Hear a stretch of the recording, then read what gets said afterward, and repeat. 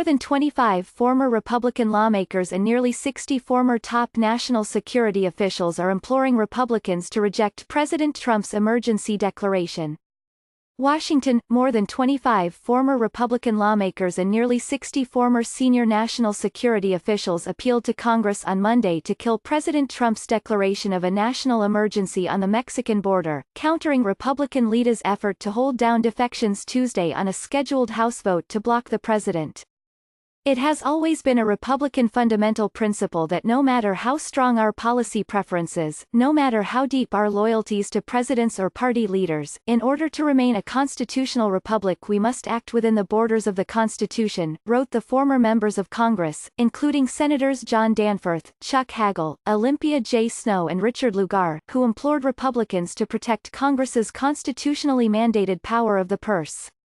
The security officials said there is neither a documented terrorist or national security emergency at the southern border, nor an emergency related to violent crime.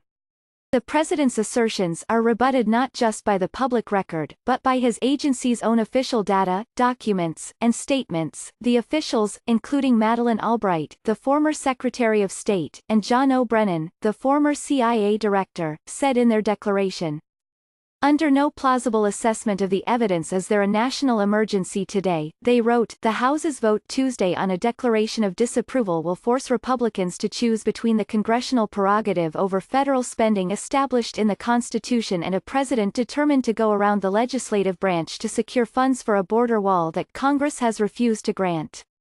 The resolution is expected to sail through on Democratic votes, but significant Republican defections would give it momentum in the Senate and could raise the specter, however remote, that Congress could override Mr. Trump's promised veto, should it reach his desk. On Monday, Mr. Trump trained his attention on the Senate, where only 4 Republican votes are needed to pass the measure, should Democrats remain united, as expected. Mr. Trump warned Republicans not to fall into the Democrats' trap of open borders and crime. Several conservative senators have expressed concern that Mr. Trump's declaration is setting a precedent that could be used by a Democratic president determined to secure funds that Congress won't give. Top House Republicans are urging their members to focus on what they say is a legitimate need for border security money and the precedent set by other presidents who have declared their own national emergencies, according to one Republican aide.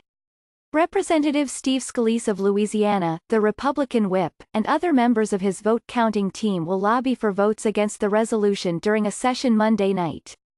Only one House Republican, Representative Justin Amash of Michigan, has signed on to the resolution to block the declaration, scorning the idea that congressional Republicans who attacked President Barack Obama's use of executive powers now cry out for a king to usurp legislative powers. Several lawsuits have already been filed challenging the merits of the declaration, but the easiest way for Congress to counter it is through the resolution, under the National Emergencies Act of 1976. Once it passes the House, the Senate is required under the law to take it up within 18 days. House Republicans are confident that even with defections supporting the resolution on Tuesday, they will muster enough conservative support to sustain a presidential veto. Democrats frame Tuesday's vote as a referendum on protecting the separation of powers and Congress's constitutional right to determine federal spending levels.